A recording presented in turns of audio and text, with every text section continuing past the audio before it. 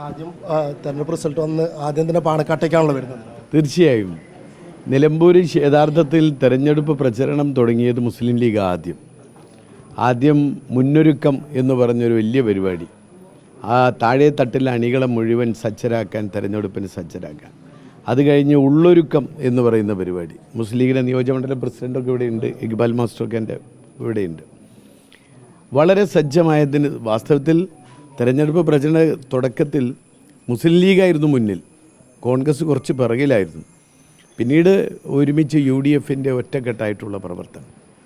ഞാനെൻ്റെ തെരഞ്ഞെടുപ്പ് പ്രചരണം തുടങ്ങിയത് ഇവിടെ കൊടപ്പനക്കുന്നിൽ തറവാട്ടിൽ. അന്ന് തങ്ങൾ ഹജ്ജിന് പോയതായിരുന്നു. ഫോണിലൂടെ ആദ്യം എനിക്ക് അനുഗ്രഹം ചൊരിഞ്ഞുകൊണ്ടാണ് ഹജ്ജിന് പോയത്. മാത്രമല്ല ഹജ്ജ് കഴിഞ്ഞ് നേരെ 4 മണിക്ക് അങ്ങോട്ട് എത്തിയത്. തങ്ങൾ എത്തിയിട്ട് നേരെ നിലമ്പൂരേക്കാണ് വന്ന്, ഹജ്ജ് കഴിഞ്ഞ് വന്ന് നേരെ ആ അനുഗ്രഹത്തോടു കൂടി തന്നെയാണ് നേരെ തങ്ങൾ നിലമ്പൂർ വന്ന് തെരഞ്ഞെടുപ്പ് പ്രചരണ രംഗത്ത് അതിന് നേതൃത്വം നൽകാൻ, അതിനുവേണ്ട ഉപദേശങ്ങൾ തരാൻ, നിർദ്ദേശങ്ങൾ തരാൻ. അതുപോലെ തന്നെ PK കുഞ്ഞാലിക്കുട്ടി സാഹിബ് എപ്പോഴും നമുക്കറിയാം UDFൽ എവിടെയൊക്കെ എന്തൊക്കെ ഉണ്ടെങ്കിലും അത് ഒരുമിപ്പിക്കുന്ന ഒരു വലിയ ദൗത്യം നിർവഹിക്കുന്നത് എപ്പോഴും എല്ലാ കാലത്തും.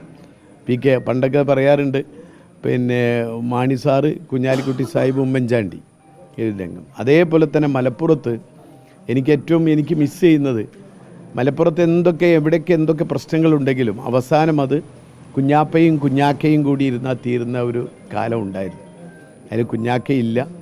ആ ഒരു ഉത്തരവാദിത്വം കുഞ്ഞാക്കയില്ലെങ്കിലും ആ ഉത്തരവാദിത്വം ഞാൻ നിർവഹിക്കുമെന്ന തീരുമാനത്തോടു കൂടിയാണ് PK കുഞ്ഞാലിക്കുട്ടി സാഹിബ് നിലമ്പൂരിൽ വന്ന് അതിൻ്റെ തെരഞ്ഞെടുപ്പ് പ്രവർത്തനങ്ങൾക്ക് നേതൃത്വം കൊടുത്തത്.